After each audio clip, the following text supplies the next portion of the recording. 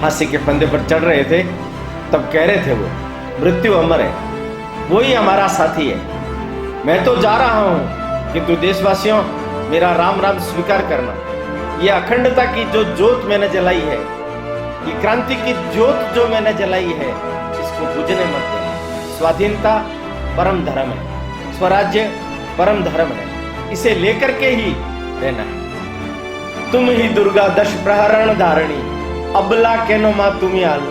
पर कलाइयां काट देने के बाद में भी वो जो पंजे थे, वो कौवन की दाढ़ी को छोड़ने के लिए तैयार नहीं। गुरु धर्म से, क्रांति धर्म से दीक्षित पंजे थे।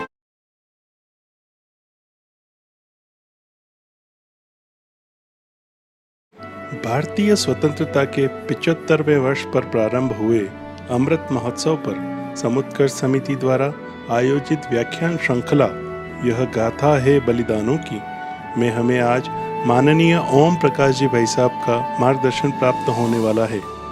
आदरणीय ओम जी भाई साहब हम सभी के सुपरिचित हैं। पूर्व में समुत्कर्ष समिति द्वारा आहूत विभिन्न व्याख्यान मालाओं में और अन्य अवसरों पर हम सभी को आपका संस्कृति परक जीवन मूल्य संवर्धक पाथेय प्राप्त होता रहा है। मैं आज के इस पुनीत अवसर पर मान्यवर भाई साहब से निवेदन करूंगा कि हमें प्रबोधन प्रदान करें। मान्यवर ओम जी भाई साहब। मातृभूमि के हृदय दुलारो, हरि को भैरव बन ललकारो। मातृभूमि के हृदय दुलारो, हरि को भैरव बन ललकारो। युग की मांग यही है प्यारो, यही आज जब तब व्रत ध्यान। माँ मांग रही है माँ बलिदान, माँ मांग रही है माँ बलिदान, माँ मांग रही है माँ बलिदान, माँ मांग रही है माँ बलिदान। समुत्कर्ष समिति द्वारा आयोजित अपने देश की आज़ादी के अमृत महोत्सव के संदर्भ में वर्ष भर चलने वाली यह व्याख्यानमाला आज 8 अगस्त है। एक सुयोग ही कहना चाहिए। भारत के इतिहास में और देश की आज़ादी के लिए 8 अगस्त का दिन एक बहुत ही महत्व का दिन हो गया। देश भर में अनेक राजनीतिक आंदोलन जो चले थे, उसमें मुख्य रूप से कांग्रेस पार्टी का बहुत बड़ा योगदान रहा है। देश को स्वतंत्र कराने के लिए, पूर्ण स्वतंत्रता प्राप्ति के लिए कांग्रेस ने प्रस्ताव लेकर के विविध प्रकार के आंदोलन करके जन चेतना जगाने का प्रयास किया था। ये 8 अगस्त योगायोग से कहना चाहिए कि महात्मा गांधी के अहिंसक आंदोलन के ठीक विपरीत एक बड़ा महाक्रांतिकारी आज़ादी बचाओ आंदोलन के रूप में उठ करके खड़ा हो गया। इसके संदर्भ में चूंकि आज 8 अगस्त है, इसलिए थोड़ा सा हिंट्स देकर के मैं अपनी बात आगे की शुरू करूंगा। 8 अगस्त को मुंबई में कांग्रेस की कार्य समिति की बैठक में यह प्रस्ताव पास हुआ। अंग्रेजों को एक अल्टीमेटम दिया गया, चेतावनी दी गई कि बहुत समय हो गया, बहुत नाटकबाजियां हो गई, बहुत प्रकार के ढकोसले हो गए और अब अंग्रेजों भारत छोड़ो। भारत छोड़ो आंदोलन के नाम से यह 8 अगस्त का दिन प्रसिद्ध है। नेहरू जी ने मुंबई में यह प्रस्ताव रखा और पटेल जी ने इसका अनुमोदन किया। आंदोलन 9 अगस्त से शुरू हो गया। देश भर से अच्छे बड़े बड़े नेता धर पकड़ लिए गए, जेलों में ठूस दिए गए, उन्हें अमानवीय यातनाएं दी गई। देश जागृत हो गया। 1 लाख लोग उस समय के कालखंड में जेल में, अंग्रेजों की सरकार की धज्जियां उड़ा दी गई। उन्होंने जितनी भी सरकारी संपत्तियां थी उसमें भारी मात्रा में नुकसान पहुंचाया। रेलवे की पटरियां, पुल तोड़ दिए गए, सड़कें खोद दी गई, डाकघर जला दिए गए। देश भर में सबसे ज्यादा डाकघर उस कालखंड में जलाए गए। महिलाओं ने, पुरुषों ने अपने जीवन का बलिदान अंग्रेजों भारत छोड़ो, भारत छोड़ो, भारत छोड़ो इस नाम पर दिया। 15,000 लोगों ने पूरे देश भर में अपना बलिदान दिया। महिलाएं भी पीछे नहीं रही। कनकलता बरुआ, मातंगनी हाजरे, अनेकानेक नाम, अनेकानेक नाम। पर इस आंदोलन का प्रभाव अंग्रेजों के ऊपर बहुत व्यापक पड़ा। पर अंग्रेजों ने भी इस आंदोलन को विद्रोह मानकर कुचलने का भरसक प्रयास किया। उनका दमन चक्र इतना जबरदस्त चला कि मानवता की हदें तार तार हो गई। एक सुयोग बना। आजाद हिंद फौज, उसको लेकर के सुभाष चंद्र बोस, तुम मुझे खून दो मैं तुम्हें आजादी दूंगा, अंग्रेजों भारत छोड़ो के साथ में स्वर मिला करके भारत के अंदर पूर्वांचल की ओर से प्रवेश किया।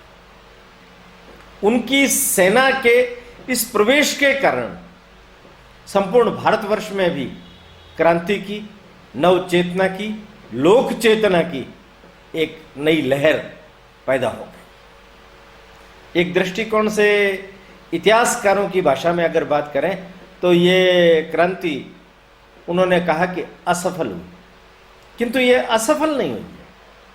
अंग्रेजों भारत छोड़ो ने अंग्रेजों के मन के अंदर इस चीज को अच्छी तरह से बिठा दिया। अब दुनिया की कोई भी ताकत भारतवर्ष पर शासन करने देने के लिए हमें नहीं राजी कर सकती, हमें भारत छोड़ना ही पड़ेगा। डर गए वो, और उन्होंने कुटिलता से, षड्यंत्र से, कूटनीति से काम लेना शुरू किया। और उसके बाद का जो समय है वो अंग्रेजों ने जिस तरीके का कुटिलतापूर्वक बर्ताव भारतवर्ष के साथ, छलतापूर्वक बर्ताव भारत के साथ में किया, वो हम आगे आने वाले समय में फिर विस्तार से सुनेंगे। आज चूंकि 8 अगस्त है, इसलिए उस दिन की प्रेरणा का स्मरण करना हम लोगों के लिए अच्छा, समीचीन रहेगा, प्रासंगिक रहेगा। इसलिए मैंने आपके सामने प्रारंभ में अंग्रेजों भारत छोड़ो इस आंदोलन के संदर्भ में थोड़ी सी 2 बात रखी है। आज हम फिर आगे बढ़ेंगे। 1857 10 मई मंगल पांडे से 1857 की क्रांति शुरू। लगभग 1 वर्ष ये क्रांति चली है। इस 1 वर्ष की क्रांति को दबाने के लिए अंग्रेजों ने जिस दमन चक्र का सहारा लिया, जिस प्रकार की उन्होंने हत्याएं की, 3 लाख लोग उस पूरे कालखंड में मारे गए। नृशंस हत्याएं, बेरहमी से हत्याएं, मानवता के मुंह पर एक कलंक लग जाने लायक हत्याएं हैं। विवेकानंद जी ने तो विदेशों में जाकर के इसके संदर्भ में ईसाइयों के मुंह पर खुली बातें रखी। आज के समय में हम 3 प्रमुख बातों के बारे में समझने का प्रयास करेंगे। 1857 की पूर्ण आहुति कैसे हुई, ये एक पहला बिंदु, माने इसके परिणाम क्या रहे। और दूसरा बिंदु, ईसाइयों ने अपने देश के अंदर षड्यंत्र पूर्वक एक मानसिक बौद्धिक आक्रमण भी किया। उस आक्रमण के पीछे 3 असुर थे, त्रिपुर असुर। उनके बारे में भी हम थोड़ा सा जानकारी प्राप्त करेंगे। और तीसरी चीज है, ये अपने इस देश के लिए बहुत बड़ी महत्व की चीज है, जो इस देश की आत्मा है, जिसको हम इस देश की संस्कृति बोलते हैं। उस संस्कृति के आलोक में अनेकानेक महापुरुषों ने, संत महात्माओं ने, सामाजिक कार्यकर्ताओं ने ऐसी पाठशालाएं विकसित की, जिसके कारण से लोगों में देशभक्ति का भाव, स्वराज्य भक्ति का भाव ये पैदा हो, और वो देश के लिए कुछ न कुछ काम करे, समाज सुधार के लिए कुछ न कुछ काम करे। इसके लिए उन्होंने प्रयास शुरू किया। 1857 की क्रांति का ये प्रतिसाद ही है, ये प्रतिसाद ही है। पहला बिंदु, पूर्णाहुति। मैं एक नाम उस 1857 की क्रांतिकारी के सेनानियों में से प्रमुख का वापस लेना चाहता हूं। सेनापति तात्या टोपे, उनकी बहन मन्नू लक्ष्मीबाई 18 जून ग्वालियर में वो रणखेत रही। नाना साहब नेपाल की ओर चल दिए, राव साहब का कुछ पता नहीं चल रहा था। तब इस एक अकेले व्यक्ति ने, जिसको वन मैन आर्मी कहा जा सकता है, बिना किसी प्रकार की सेना के भी ये सेनापति था, इन्होंने अंग्रेजों की नाक में दम कर दिया। उन्होंने नाको चने चबवा दिए। ग्वालियर की हार के बाद आसपास के सारे इलाके में अंग्रेजों के खिलाफ उसकी जो कार्रवाई थी, उससे अंग्रेज त्राहिमाम कर उठे। अंग्रेजों ने अपने अच्छे से अच्छे सिद्धहस्त, युद्ध लड़ने के जानकार सेनापति रॉबर्ट्स, मिचेल, ग्रोम्स, लॉकहार्ट, 6 सेनापतियों को उन्होंने चुना, और 6 सेनापतियों ने मिलकर के तात्या टोपे की गतिविधियों को रोकने का प्रयास किया। यत्र तत्र सर्वत्र तात्या का वात्या चक्र इतना तीव्र गति से चलता था, ये अंग्रेज सेनापति उसका बाल भी बांका नहीं कर सके। तात्या टोपे ने नीचे मध्य प्रदेश, नागपुर, नर्मदा को पार करके नागपुर, महाराष्ट्र, गुजरात, वहां मुंबई, अंग्रेजों के सारी जगहों को हस्तक्षेप, दफ्तर लूट लिए, राज्य लूट लिए, शस्त्र लूट लिए, बारूद लूट लिए, खजाना लूट लिए। कभी हारे, कभी जीते, कभी यहां कभी वहां घूमते गए, किंतु तात्या टोपे उनकी चक्र में नहीं आए।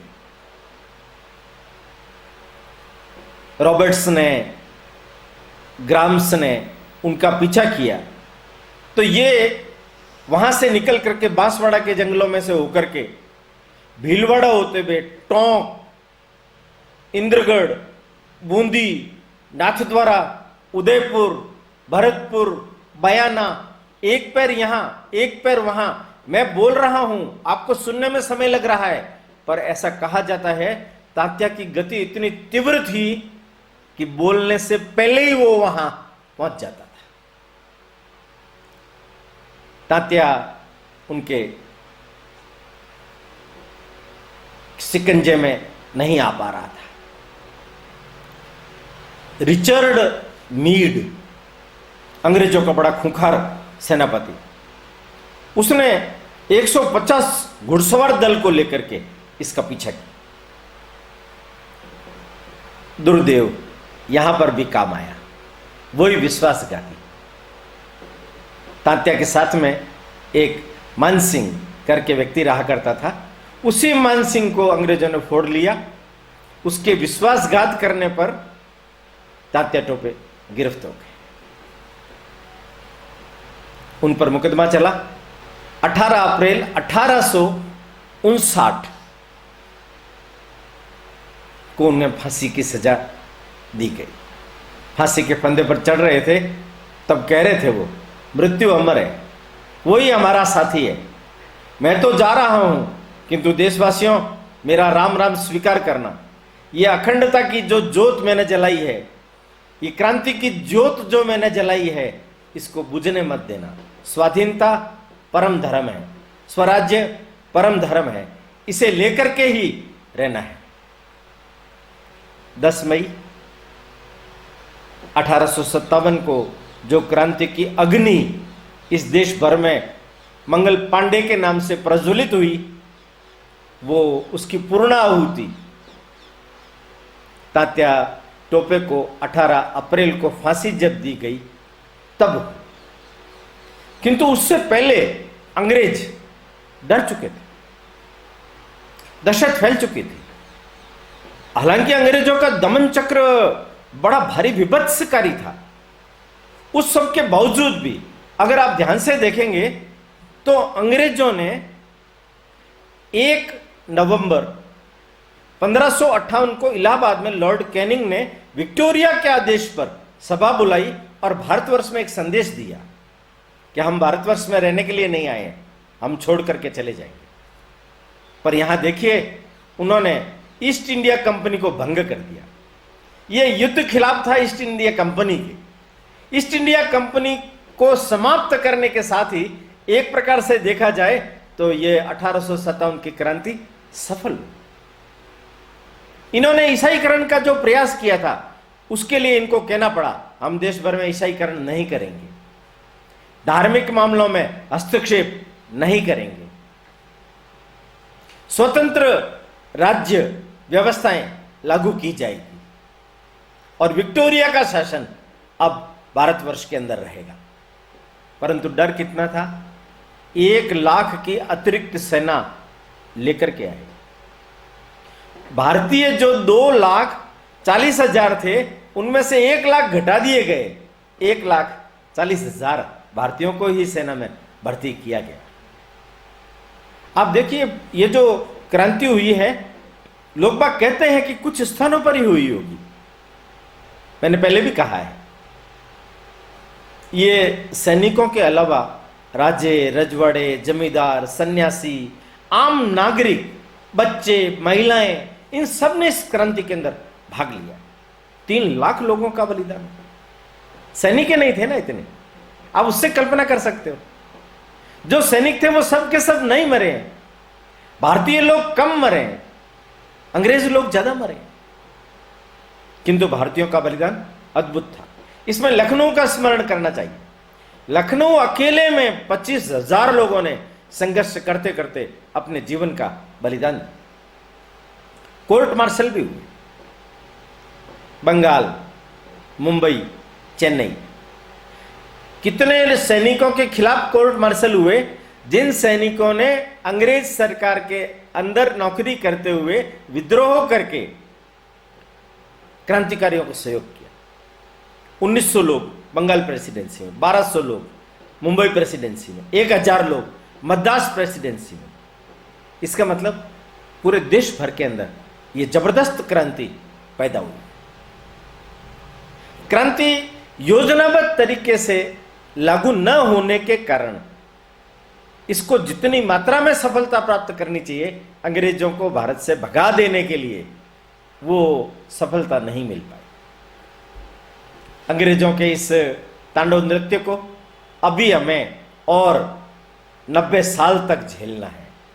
1857 से 1947, इस पूरे कालखंड के अंदर जो क्रांति की चेतना जगी है, उसका क्रमवार ब्यौरा, अनचिन्ह अनाम जो लोग उत्सर्ग हुए, उनके बारे में जानकारी देने का प्रयास आगे के सत्रों में किया जाएगा। किंतु उससे पहले हम उन 3 असुरों के बारे में जरूर जान लें, जिन्होंने इस देवभूमि में अपनी बौद्धिक क्षमता से भारतवर्ष का पतन करने के लिए प्रयास किया। उसमें से पहले असुर का नाम है मैकल, दूसरे असुर का नाम है मैक्स मूलर और तीसरे असुर का नाम है कर्नल टॉड। इन तीनों ने भारतवर्ष की शिक्षा व्यवस्था पर आघात किया और भारत का ईसाईकरण किया जाए इसके लिए प्रयास किया। मैकाले को देखिए आप, वो पूरे भारतवर्ष में 3-4 साल तक लगातार जगह जगह पर गया है और वहां उसने भयंकर अध्ययन करने के बाद और उस अध्ययन किए हुए चीजों को 10 वॉल्यूम में प्रकाशित किया। इंग्लैंड की पार्लियामेंट में मैकाले का 18 घंटे का भाषण है और जिसमें उसने बताया है कि मैं जिस शिक्षा पद्धति को भारतवर्ष में लागू करना चाहता हूं, अगर वो लागू हो गई तो आगे आने वाले दिनों में भारतवर्ष के अंदर काले अंग्रेज पैदा हो जाएंगे। हो रहा है ना, आज भी हो रहा है, आज भी हम भोगते हैं। अंग्रेज परस्त, अंग्रेज परस्ती, अंग्रेज भक्ति, ये आज भी लोगों के अंदर देखने को मिलती है। इन तीनों असुरों ने, मैक्स मुलर, वो तो संस्कृत और ऋग्वेद वगैरह उसमें घुस करके जर्मनी का था पर इंग्लैंड की उसने नागरिकता स्वीकार कर ली। ऑक्सफोर्ड विश्वविद्यालय में जाकर के उसने भी इस प्रकार का षड्यंत्र रचा कि भारत का ईसाईकरण कैसे हो। वो तो दयानंद सरस्वती ने मैक्स मुलर की धज्जियां उड़ा दी। Colonel Tod political agent, surveyor, किंतु उसने हमारे गौरवशाली प्रश्नों को इस तरीके से हस्तक्षेप करके, जबकि वो सारा कलेक्शन करके 1818 में भारत छोड़ के चला गया था। 1836 में उसने पुस्तकें छपवाई, पर एक षड्यंत्र के तहत आगे आने वाली पीढ़ी को पढ़ करके गर्व का अनुभव नहीं, अपने पूर्वजों के प्रति घृणा पैदा हो जाओ। वेद गडरियों की गीत है, हमारे यहां तो कुछ था ही नहीं, सब कुछ अंग्रेजों ने ही दिया है। आर्य बाहर से आए थे, अनेक मिथकों का निर्माण, रामायण, महाभारत, यह भारतवर्ष का इतिहास नहीं है, पुराण उपनिषद गल्प है। ऐसी ऐसी बातें हैं, इन सब लोगों ने मिलकर के भारतवर्ष के दिमाग के अंदर भरने की चेष्टा की और ये कहना पड़ेगा वो लोग सफल हुए। त्रिपुरासुर अपने मिशन में सफल हुए, इस देवासुर संग्राम में उनकी विजय हुई। उसने भारतवर्ष की आत्मा पर चोट की। शस्त्र की लड़ाई में तो भारतीय जीत गए, पर यह जो बौद्धिक लड़ाई थी इसमें भारतीय जीत नहीं। हालांकि इनके खिलाफ जिन लोगों ने अपनी देशभक्ति की पाठशाला में प्रयास किया उनमें दयानंद सरस्वती का नाम उल्लेखनीय। ये उसी कालखंड में 1857 में विरजानंद जी के साथ मिलकर के खाप पंचायत का नेतृत्व भी उन्होंने किया। विरजानंद जी के निर्देश पर ही वेदों का उद्धार किया। सत्यार्थ प्रकाश उसकी रचना की। ये उदयपुर में अपने नवलखा महल उसमें बैठकर के उसकी रचना हुई। 1824 टंकारा मोरबी में उनका जन्म हुआ था। बचपन के अंदर कुछ आस्तिकता पैदा हो गई, उसके कारण से वो मूर्ति पूजा के विरुद्ध हो गए। किंतु मूर्ति पूजा के विरुद्ध होने के बावजूद भी उन्होंने इस देश को बचाने के लिए, अंग्रेजों ने जिस शिक्षा पद्धति का अनुकरण किया, अंग्रेजी स्कूल खोले गए, उसके विरुद्ध में आर्य समाज ने उस समय में बहुत बड़ी मात्रा में स्कूल खोले। 1875 में आर्य समाज की मुंबई में स्थापना की। यह दयानंद सरस्वती का प्रयास है कि उन्होंने भारतीयता के संस्कार देने के लिए अंग्रेजों के पैरेलल स्कूल चलाए। आप थोड़ा सा एक घटना पर गौर कीजिए। एक अंग्रेज मेरठ में उनसे मिलने के लिए, बड़ा अधिकारी था, ये मूर्ति पूजा के विरोध में बोलते थे, तो उसने सोचा ये ईसाइयों के पक्ष में बोलने लग जाएंगे। उनसे बात करने के लिए गए। स्वामी जी ने उन्हें सवेरे 4 बजे ठंड के दिनों में मिलने के लिए बुलाया। वो कांपता कांपता बेचारा आया। स्वामी जी तो नंगे बदन कुर्सी लगा करके बैठे हुए थे। बातचीत शुरू हुई तो उसने बोला कि हम आपको कुछ धन अनुभव उपलब्ध करा सकते हैं, आप अपने शिष्य को भड़काइए। आप तो मूर्ति पूजा को मानते नहीं है, तो आपके शिष्य मिलकर के, मुसलमानों के साथ मिलकर के मूर्तियों को तोड़ा जाए, मंदिर तोड़े जाए। इसके लिए आपको सरकार पुरस्कृत भी करेगी, सहायता भी देगी, सुरक्षा भी देगी। जैसा ही उस अंग्रेज ऑफिसर का यह कहना हुआ, दयानंद सरस्वती भड़क उठे और आंखें लाल करके पास में पड़ा था डंडा उठा करके बोले कि तुम यहां से भाग जाओ, वरना ये मेरा डंडा तुम्हारा काल बन जाएगा। तुम जानते नहीं किससे बात करते हो। मैं विधर्मी नहीं हूं, मैं मूर्ति भंजक नहीं हूं, मूर्ति पूजक भले ही मत हो, पर ये जो मूर्तियां जो मंदिरों के अंदर लगी हुई है, ये मेरे देश के पूर्वजों की मूर्तियां हैं। ये मेरे संस्कृति के प्रतिष्ठापना करने के लिए उसका प्रेरक प्रागट्य है। मैं उसके खिलाफ नहीं जा सकता। मैं तो हिंदू धर्म को बचाने के लिए उसकी मूर्ति पूजा का विरोध कर रहा हूं, क्योंकि हिंदू लोग उस मूर्तियों की पूजा में ही बस गए हैं, आस्थावान हो गए, आस्तिक हो गए, कर्म शक्ति क्षीण हो गई है। उनकी कर्म शक्ति जगाने के लिए मैं प्रयास कर रहा हूं। ऐसा क्रांतिकारी व्यक्तित्व था। वेदों की पुनर्व्याख्याएं की। जोधपुर में एक वैश्या ने षड्यंत्र करके उन्हें दूध में जहर काच पीस करके पिलवा दिया, उसके कारण से उनका पेट खराब हो गया, रोग बढ़ता गया। अजमेर में जब वो गए तो विनायक कोठी में उनका स्वर्गवास हुआ दीपावली के दिन 1883। वहीं उनका दाह संस्कार किया गया। परंतु वहां उन्होंने एक पंडित मोहनलाल जी को कहा था कि मेरी सारी पुस्तकें वगैरह सब उदयपुर भेज देना। उन्होंने उदयपुर भेज दिया। आर्य समाज का भारतवर्ष के अंदर ईसाइयत से मुकाबला करने में बहुत बड़ा योगदान है, बहुत बड़ा योगदान। उसके बारे में भी आगे आने वाले दिनों में आर्य समाज ने और क्या क्या योगदान दिया, आर्य समाजी लोगों ने और इस देश को क्या योगदान दिए, उसके संदर्भ में भी मैं आपको जानकारी देने वाला हूं। आपने राजा राममोहन का नाम तो सुना? राजा राममोहन राय समाज सुधारक, समाज की कुरीतियों पर प्रहार किया, स्त्रियों में चेतना पैदा की। बाल विवाह, विधवा विवाह, बाल विवाह नहीं होना चाहिए, विधवा विवाह होना चाहिए, जबरदस्ती सती महिलाओं को नहीं करना चाहिए, इत्यादि अनेक बातों के बारे में समाज को जागृत करने का प्रयास किया। किंतु उनके मन में भी अंग्रेज परिस्थिति थी। इंग्लैंड चले गए, वहीं उनका स्वर्गवास हुआ। उन्होंने ब्रह्म समाज की स्थापना की। ब्रह्म समाज एक प्रकार से ईसाइयों जैसा ही समाज, माने हिंदुओं में से वो लोग जिनको ईसाइयत अच्छा लगता है वही लोग हो गए। राजा राममोहन राय के जाने के बाद में रविंद्रनाथ ठाकुर के पिताजी देवेंद्र ठाकुर और केशव चंद्र सेन, इन लोगों ने इस ब्रह्म समाज के काम को आगे बढ़ाया। पर इनमें आपस में मतभेद होने के कारण से अलग अलग प्रकार के ब्रह्म समाजों की निर्माण हुआ। पर आप देखिए उस कालखंड के अंदर एक निपट अंगूठा छाप अनपढ़ व्यक्ति जिसका नाम रामकृष्ण परमहंस, एक कामारपुर कर बंगाल में गांव है छोटा सा, वहां उनका 1836 में जन्म हुआ। वो कलकत्ता अपने भाई के साथ में आ गए। पर भाई को वो क्या कहते हैं, जो शिक्षा दाल रोटी की व्यवस्था करती है वो शिक्षा नहीं है, मुक्ति का संदेश देने वाली शिक्षा ही शिक्षा है। विश्वविद्यालयों में पढ़ाने वाले लोग उस कालखंड के अंदर जो अपने आप को ब्रह्म समाजी कहने में गर्व अनुभव करते थे, ऐसे केशव चंद्र सेन वगैरह भी ठाकुर के चरणों में आकर के उनसे शिक्षा प्राप्त करते थे। कितने ही ब्रह्म समाजियों का हृदय रूपांतरण करके उनके अंदर फिर से देशभक्ति की भावना पैदा करने का काम ठाकुर ने किया।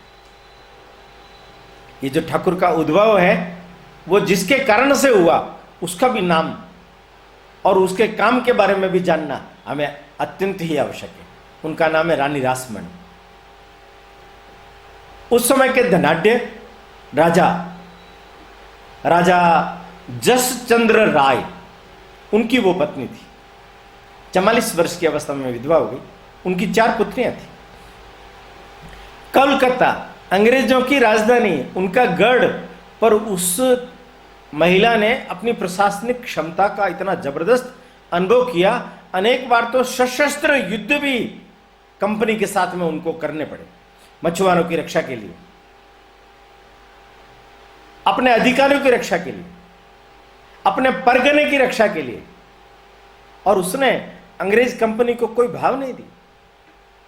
और उसी के मन में देवी भाव पैदा हुआ।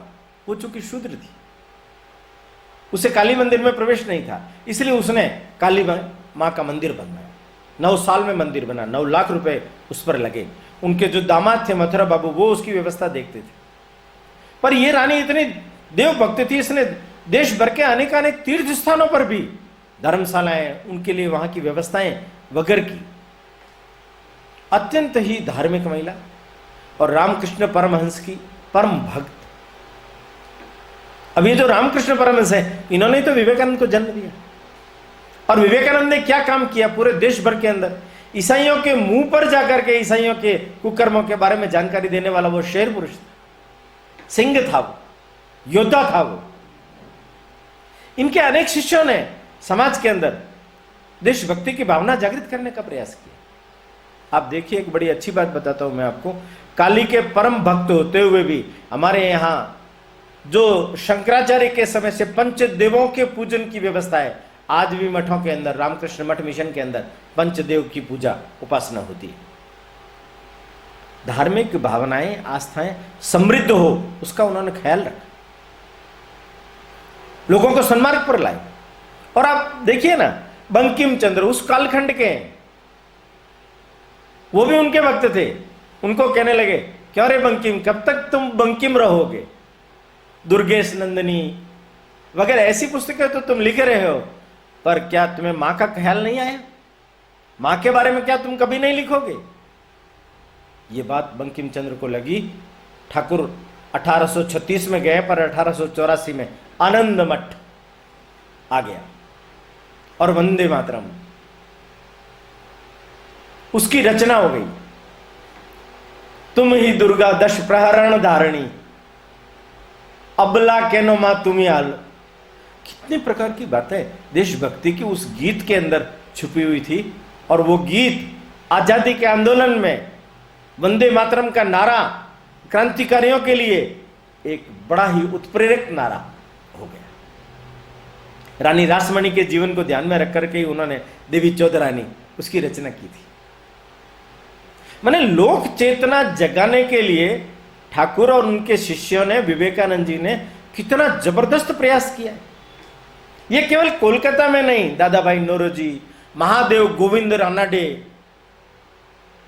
आंध्र प्रदेश, कर्नाटक, केरल, अनेक जगहों पर सामाजिक क्रांति के लिए बहुत प्रयास हुआ।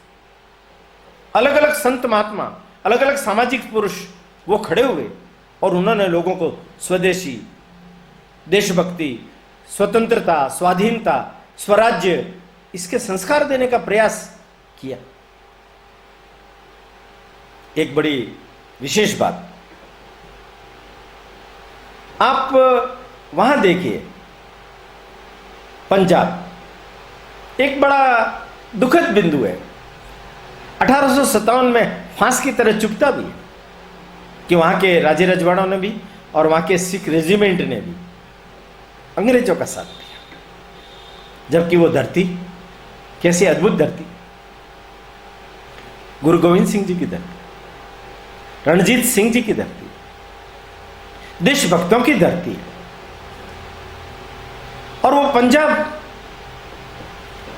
तो उस पंजाब में ही एक विशेष प्रकार का आंदोलन एक संत व्यक्ति के द्वारा खड़ा किया गया। उनका नाम था पंडित राम सिंह कुका। भैणी पंजाब में स्थान है, उसमें 1824 में उनका जन्म हुआ। वो रणजीत सिंह जी की सेना में भर्ती हो गए, पर रणजीत सिंह जी की मृत्यु के बाद उन्होंने सेना छोड़ी। विक्रम भी था, आध्यात्म भी था। गांव आ गए, गौ रक्षा का बीड़ा लिया, जन चेतना पैदा की, नामधारी संप्रदाय के नाम से कुका आंदोलन पूरे राज्य में खड़ा हुआ। 22 जिले, 22 अधिकारी, गौ रक्षा का प्रयास, जबरदस्त आंदोलन चला। किंतु आप देखिए, कुछ दुर्दैव से ऐसी घटनाएं घट जाती। कुछ मुसलमानों ने गायों को मारा, कुकाओं ने विरोध किया, उनकी निश्चय हत्याएं की। इससे राम सिंह जी के कोमल मन को ठेस पहुंची। गौ रक्षा तो होनी चाहिए, पर हम इस प्रकार से ना करें। उन लोगों को सरेंडर करवा दिया। अंग्रेजों ने तोप खाने के मुंह पर लगा करके उनको मार दिया। एक दिन एक विशेष घटना घटी। एक इनके गांव में इनके दर्शन करने के लिए एक कूका जा रहा था, तो पास में मलेरकोटला में मुसलमानों ने उसको बहुत क्रूरतापूर्वक टॉर्चर किया, मारा, खून खून निकल गया पूरे शरीर में। जब वो पहुंचा वहां, राम सिंह जी ने उसकी स्थिति देखी तो प्रतिशोध से उनकी आंख लाल हो गई। उसका परिणाम हुआ, मलेरकोटला पर कुकाओं ने हमला किया, उसको हरा दिया। अंग्रेजों ने जब ये मालूम पड़ा तो लेफ्टिनेंट कावन सेना लेकर के आया और उसने वहां विरोध किया। उनके तोपखाने बंदूकों के सामने कूके टिक नहीं पाए। 68 कूके गिरफ्तार किए गए। लोगों में दहशत पैदा हो जाए इसलिए सरेआम लोगों को जबरदस्ती बुला करके तोपखाने के सामने लेकर रख करके एक एक कूके को उड़ा दिया गया।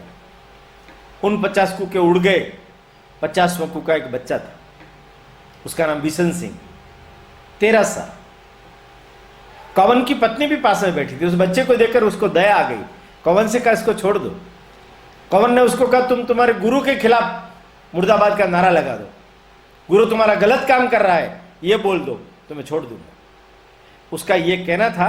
वो बालक उछल करके, कवन के दाढ़ी थी, उस दाढ़ी को उसने पकड़ ली और जोर से झटके दे दे करके खींचने लगा। उसकी हालत खराब कर दी। छोड़ने के लिए तैयार नहीं। लोगों ने बहुत प्रयास किया, अंततः उसकी दोनों कलाइयां काट दी गई। पर कलाइयां काट देने के बाद में भी वो जो पंजे थे वो कवन की दाढ़ी को छोड़ने के लिए तैयार नहीं थे। वो गुरु धर्म से, क्रांति धर्म से दीक्षित पंजे थे। अंततः उसकी बोटी बोटी काट डाली।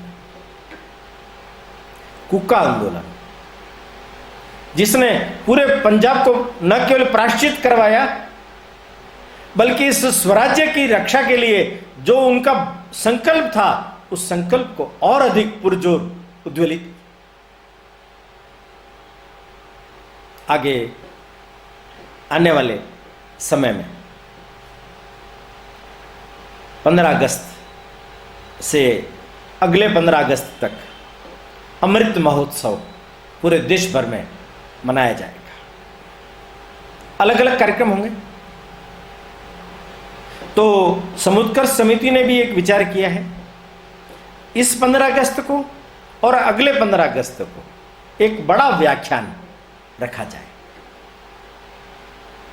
तो 15 अगस्त के दिन चूंकि आजादी के इस आंदोलन की शुरुआत हो रही है, शुभारंभ है, तो शुभारंभ दिवस पर एक बड़ा व्याख्यान, हमारे देश को आजादी मिली है, इस आजादी को हमें किस संदर्भ में लेना चाहिए, हमारे इस देश की इस आजादी में अत्यंत प्राचीन काल से लगा करके आज तक किन किन लोगों ने अपना योगदान दिया है, किस किस प्रकार के घटनाक्रम घूमे हैं, और 15 अगस्त को हमने आजादी प्राप्त की तो किन मूल्यों पर हमें आजादी प्राप्त हुई है, उसके बारे में थोड़ा संक्षिप्त किंतु थोड़ा विस्तार से व्याख्यान 15 अगस्त को होगा। किंतु 15 अगस्त के बाद अगला रविवार जब 22 अगस्त को आएगा तब ये जो मैं आज व्याख्यान दे रहा हूं इस व्याख्यान को उस समय आगे चलाया जाएगा। महादेव गोविंद रानाडे, मैंने नाम लिया महाराष्ट्र का, जस्टिस थे, पर उन्होंने समाज के अंदर स्त्री चेतना को जागृत करने के लिए, स्वदेशी को जागृत करने के लिए बड़े व्याख्यान दिए। उनके व्याख्यानों को सुनकर के एक तेजो भास्कर का उदय हुआ। उसका नाम था वासुदेव बलवंत फड़के। कैसा अद्भुत क्रांतिकारी था और उसने अंग्रेजों के खिलाफ किस प्रकार से अभियान चलाया, उसके संदर्भ में उस 22 तारीख को हम सुनेंगे। अगली बार 15 अगस्त के दिन, 15 अगस्त की अभिषय में आप सब लोगों को बधाई देता हूं, किंतु 15 अगस्त का व्याख्यान थोड़ा बड़ा, घंटे 1.5 घंटे का होगा। उस व्याख्यान को ठीक ढंग से सुनकर समझकर अपने पूर्वजों को हम श्रद्धांजलि दे पाएंगे। आज के दिन एक छोटी सी बात मैं आप सबको अवश्य कहना चाहता हूं कि 1857 की क्रांति की पूर्णाहुति हो गई है। इसमें अनेकानेक लोगों के नाम आपके सामने मैंने रखे, पर अनेकानेक अनेकानेक लोग, जो लगभग 3 लाख लोग, यह नाम उत्सर्ग हो गए। हमारे जैसे लोगों के मन में ये एक भाव आना चाहिए कि हम उन प्रेरणादायी भारत माता के सत्पुत्रों और सत्पुत्रियों को अपनी भावपूर्ण श्रद्धांजलि अर्पित करें, उनसे प्रेरणा लें। उन लोगों ने तो अपने जीवन की क्रांति की इस भभकती हुई यज्ञ में, लौ में आहुति दे दी है, पर हमें क्रांति में नहीं, सत्क्रांति में लगना है। और इस देश के लिए जीने का भाव, जीने का संकल्प, देश के लिए सब प्रकार का प्रयास करने का संकल्प हमें हमारे अंदर पैदा करना है। यही उन क्रांतिकारियों के लिए सच्ची श्रद्धांजलि हो सकती है। 15 अगस्त तक मैं आपसे विदा लेता हूं। धन्यवाद। आप सभी का समुत्कर्ष समिति के प्रति यही स्नेह और आत्मीय भाव बना रहे। धन्यवाद।